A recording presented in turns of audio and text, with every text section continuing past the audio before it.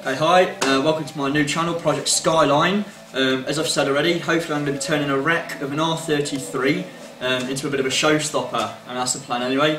As I've said, will it be easy? Probably not, but that's half the fun I suppose.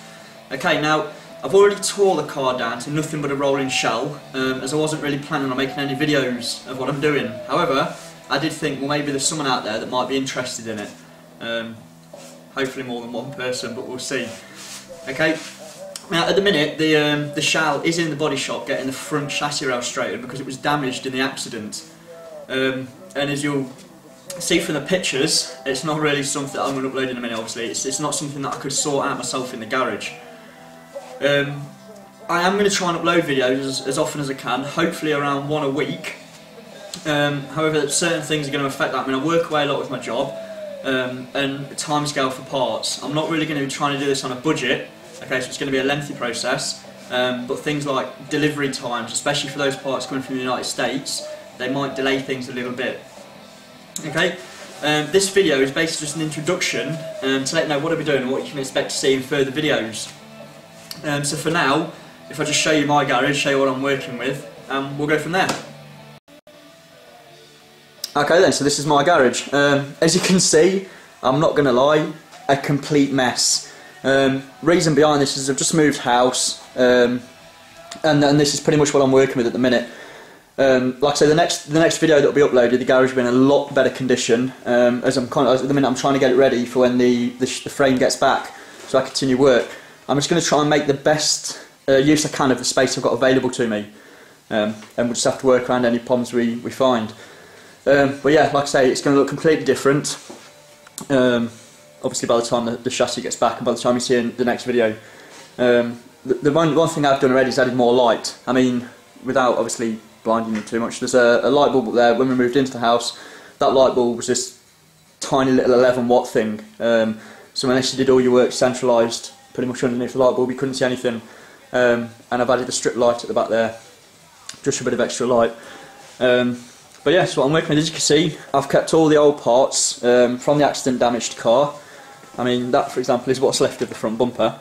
And then there's various other parts as well, parts that were damaged in the accident, as I say. Now the reason I've kept these is because I'm not a Skyline expert.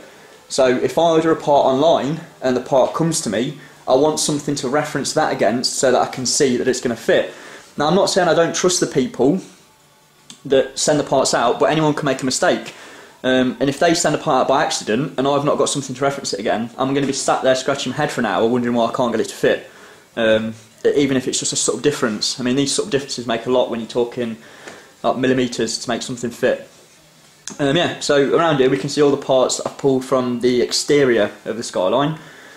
It's obviously a new slam panel because the old one was damaged in the accident, as was most of the front end. It's what I've got at the minute, the block on the engine stand. The engine's being stripped down, like I say. I've done a lot of it already because I wasn't planning on making any videos. Now if you want to see exactly how much stuff is on the interior of a Skyline, we need to go in that room there.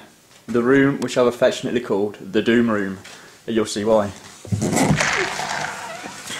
And there we go.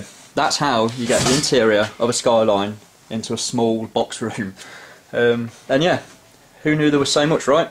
But yeah, all of that is interior Skyline. As we need it, I'll go through it and we'll start pulling bits out to refurb them or replace them as we go along. Yeah, so that's what I'm working with. It's not great, it's not glamorous, but this is what I'm working with. And like I say, we'll make the best of the situation. Yeah, now you can see the remnants of a rear bumper, gearbox. So yeah. Also ignore my camera skills and the fact that I'm probably not very good on camera. I'm not used to it. So again, just got to work with what we're given, haven't we? So yeah. Okay, anyway, that about sums up the first video in this series, okay, with many more to come. If you can't wait for your fix of cars, and if you have a look at my my favourite channels on one of the sides of this video, I don't know which, have a look at them guys. I mean, the two I watch the most are Tom's Turbo Garage and Eric the Car Guy. Both are extremely knowledgeable in what they do, and really, really good watch. So check those guys out, and then hopefully my video will be ready soon. Okay, If you don't want to miss any of the videos I upload, and you're quite keen to look at the progress of this Skyline, then hit the subscribe button, okay? If not, then don't worry. I'm not going to take it personally much.